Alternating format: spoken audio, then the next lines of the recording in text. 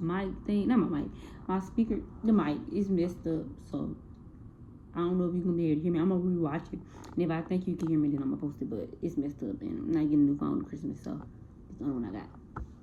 So I got to talk about my project. Let me pull it up. This video got to be 10 minutes long. Okay, reintroduce yourself to class. I'm Ambry Wilkins. I am a freshman majoring in social work. That's all I got to say. That's my introduction. That's my historical comparison. Okay, so I had picked, for my comparison, my two people, I had picked William Grant Still and William Byrd. William Grant Still, he is the one for the Harlem Renaissance, and then William Byrd is the one for the regular Renaissance. So I'm gonna give you like some facts about each one. So the first one, which will be William Byrd, he was born 1540 in Lincoln, UK, and he died July 4, 1623.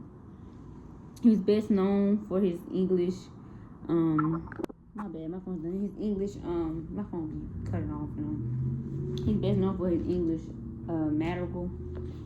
And since he had 2 kids, he had a daughter and a son.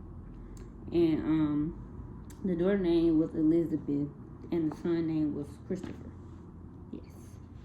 And his most famous piece, that's the, song I used for my comparison and contrasting the two songs. I cannot pronounce it. I think it's like Tristia, something like that. And yeah, he was a Catholic, and his nickname, well, believed to be nickname, like what people say they used to call him, but no one knows for real. They said they used to call him Father of the British. That was his nickname back then, I guess. And then the next person for the Harlem Renaissance, that was the Renaissance. The Harlem Renaissance, I had picked the William Grant Still because they both names was William. Easier on me. He was born May 11th, 1895, and he died December 13th, 1978. He was the first American composer to have an opera produced in New York. He moved to New York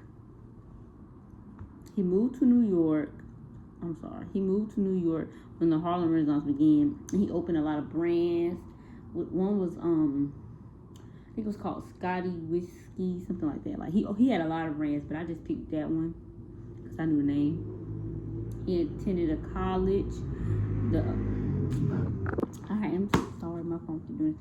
The college, I think I'm gonna call it. The college name was I think you called it Oberlin College in 1917 and 1918. And he also been known for writing like 150 to like 200 pieces that were like well known.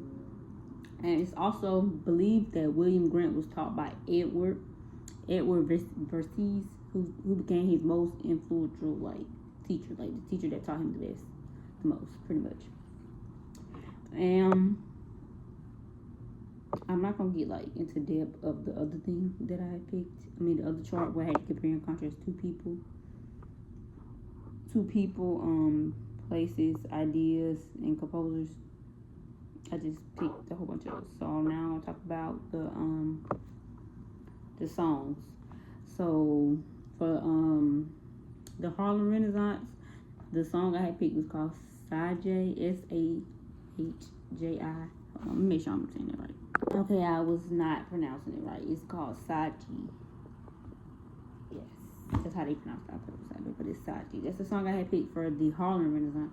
And then the Renaissance, I picked that Tristan song. That's the other one. So listen to both the songs. I want to say the Renaissance song, because Conjunct is like, yeah. I do think that one was, I say that one was Conjunct, but the other one I say is this jump because it's a lot of beats. Like, it's a lot of beats, so I know that's not like easy for people to sing, especially Kenzie. And then for the harmony, both of them was instrumental and voice, because as soon as the song opened, they already start playing the instruments and they start singing already off the bat. The texture I put homophobic because it had a lot of like, it wasn't just one voice. It was like everybody singing together for both of the songs. So like the Renaissance song, it was him. He had like a chorus or like an opera group, and they all were singing the song. Like it was everybody was singing off the sheet. The other one didn't have like no video, but I could tell that there was a lot of voices all singing it at once. So that's why I put that for that one. Dynamics. I put mezzo forte and mezzo piano for the Renaissance one. You know, I said that because it was soft. It was kind of soft, and then it got kind of like, it's like got hard, and then it went back soft. So it was like mezzo piano, mezzo forte, that one. Now the other song, I put forte. My bad. I put forte and fortianas because it was very loud. Like even when it was supposed to be quiet, it was still loud. So I put both of them because when it was loud, it was regular loud, and then it got super loud. Then it went back calm. So yes, it had a climax. The whole song was pretty loud, but it did have a climax in the middle where he went, he got real loud, louder than he did during any other part of the song.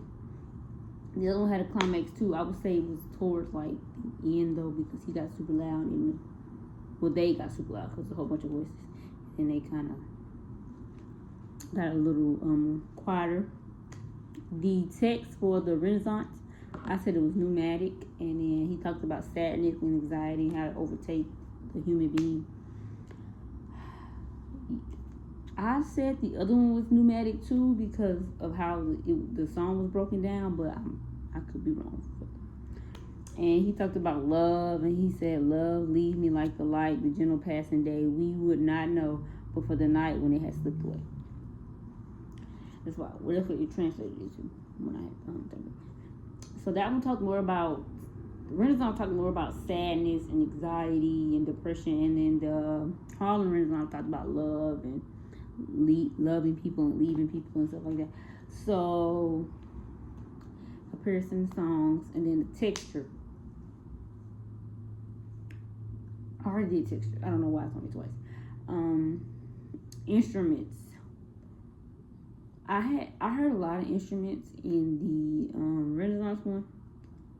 Not so much. I mean, I heard a lot of instruments in the Harlem Renaissance one, not so much the Renaissance one. And then the tempo, I had said for the Renaissance one, I had said it was largo and adagio because, like, it wasn't. I don't want to say it was like really slow, but it was like, it was slower than this one, so that made me pick it was slow because the Harlem one was super fast. Like I had put Moderato and a largo because that one was really like the whole song they were back to back to back to back. So that's why I put it was kind of slow. Largo and Adagio, it depends on which so slow and which so fast, but I think they were slow. It was kind of quite slow than slow, so that's why I picked that for the tempo for both those songs. Okay, that was my comparison of William Byrd still and William Grant still, and then like their songs in the Renaissance and then Harlem.